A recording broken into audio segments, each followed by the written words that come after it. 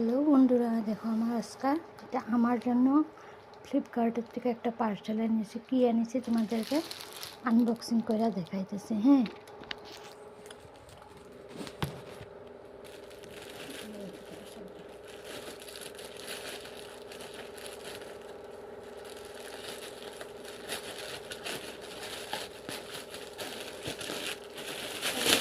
লাগানো বেল নিয়েছি আমার জন্য।